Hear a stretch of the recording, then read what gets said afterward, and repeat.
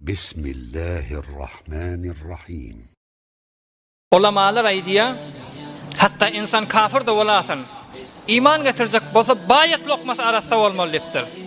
Ey Müslüman doğan, sen Firavun imansız geçiptir diýäňde, Ebu Talib imansız geçiptir diýäňde, Rubbama yawattulladine kafaru law kanu muslimin, kan kafirler Müslüman boljak bolýanmyşdyk, hem sanany kesen dine gaýym boljak bolşun ýalak.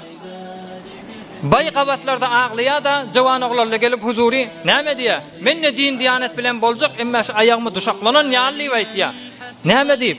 Şun agzyndan gidýän zatlara tagziýa gaýym bolmansaň, Rubbama yawattulladine kafaru law kanu muslimin, kan Abu Jahl ýaly kafirler de Müslüman boljak diýip talaş edýänmişdik.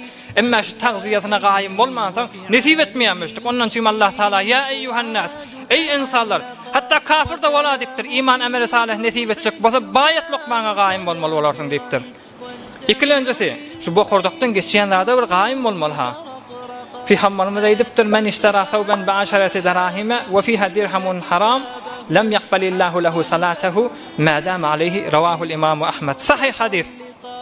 Peygamberimiz näme diýär? Ey musulman doğan, her kim öz günni öz aglamaly bolýar ha.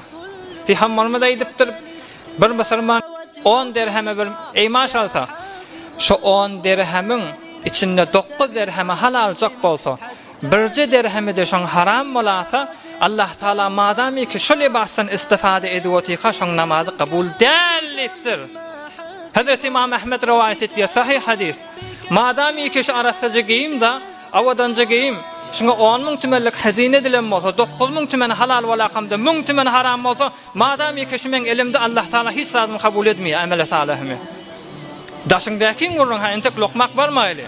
Daşyňdakyny Hudaý Taala şeýle hesap kitaba salýar. Peygamberimiz aleyhissalatu vesselam şu gecedeki ayet-i kerime inenni ýani Hazreti Sa'd ibn Abi Waqqas wamyşdyk. Radiyallahu taala oham Peygamberimize şey diýipdir, ya Resulallah, men zindigimde bir ulkan arzum var. O da şu näme dua etsem kabul bolsun, täkim musulmanlara hyzmat eder ýalyk diýipdir.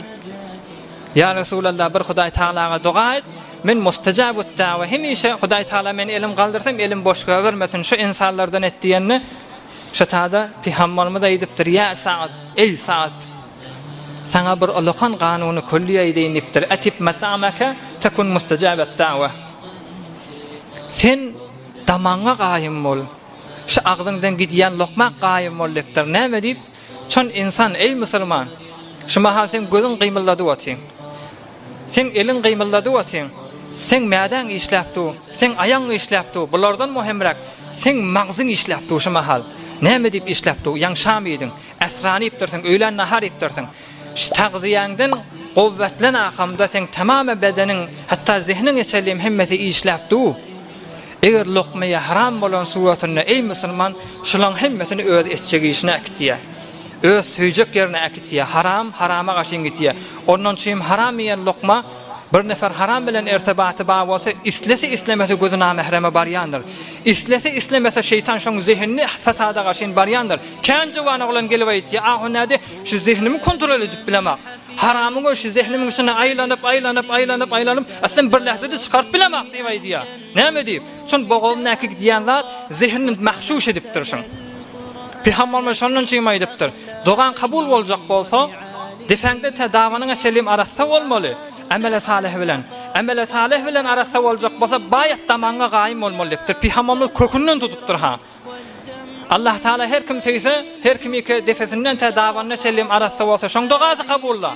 Peygamberimiz amele salih etdiýändir. Amele salihiň rişesi bolan taamyňa gaýym bolýardyr. Täki tamamy azaň sen arastaçylyk bilen bolsun, şu lokmaň özi seni hidayete çeksin, gawçylyga çeksin. Ve bil ahire Hudaý Taala desen sözüň ýerde goýmar diýipdir. Peygamberimiz näme diýär?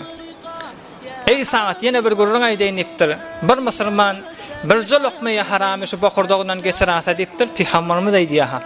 Birje lokmaya haramy bokurdagyndan geçirasa 40 gün eçelim. Ey musulman dogan, Peygamberimiz aýdypdyr, 40 gün eçelim näme amele salihse Allah Taala kabul etmeýär diýipdir. Ýene bir Peygamberimiz aýdypdyr, el-ibadatu asharatu ajza'in tis'atun minha fi talabil halal. Abadat etjek bolsaň 10 bölekdir, şoň 9 bölegi halal lokmadadyr diýipdir. Birce böyle uşan beyleki namaz, dehret, iman, amele salihdir. Onun için 9'una gaim bolipdir. Hatta Hazreti Sufyan es-Sevri aydiya şu lokma barada şeytan aleyhillâne musulmanı yoldan çıkaracak bolup bay talaş etdiye dipdir. Emma birin tek musulmanın yanına ertiden ta akşama bir defa gelmeyen günne bolýar dipdir. O da näme eger lokmaya haram bolsa öz leşkerlerini, öz nöwkerlerini aýtýan bolmalar şeytan aleyhillâne. Unça waswas etmäkäňiz görüň, şoň damagy näme diýen bolmaly. Damagy haram bolan suwatynda özüňiz ýad edip bermäň, gaýdy beriň. Damagynyň özüne äfet bolup düşer. Şoň insan haram bokurdan geçenden sonra hiç muamele salih edip bermer. Onun için ýad edip bermäň, özüp kösener betbaht bolar diýip şeytan aleyhillâne şey diýipdir. برای مشاهده ویدیوهای بیشتر به کانال یوتیوب سخنرانی های علماء ترکمن سر بزنید، مشترک بشید و منتشر کنید، اجر ببرید.